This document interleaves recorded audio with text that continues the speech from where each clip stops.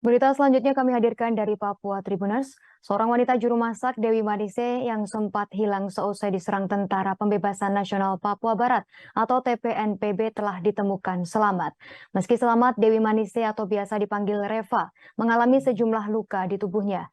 Pasalnya ia menyelamatkan diri dari serangan TPNPB dengan loncat ke jurang.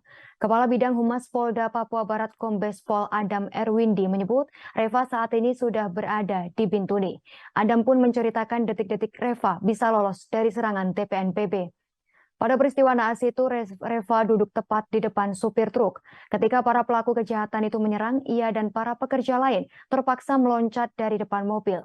Reva lalu didorong oleh seorang temannya ke jurang. Hal itu membuatnya terpental hingga membuatnya jatuh ke bawah lumpur. Selesai peristiwa itu, ia berada di kubangan lumpur dalam keadaan luka di bagian tubuh. Beruntung ada warga kampung Istiwekim, distrik Moyerga menampungnya di rumah.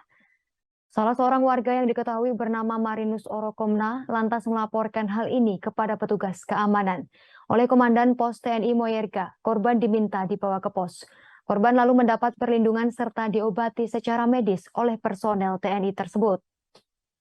Dikabarkan korban sedang perjalanan dari Mayerga menuju Bintuni dalam pengawalan personel TNI dan diterima di Bintuni oleh tim Ditreskrimum Polda Papua Barat yang dipimpin Ditreskrimum Polda Papua Barat Kombes Pol Novia Jaya.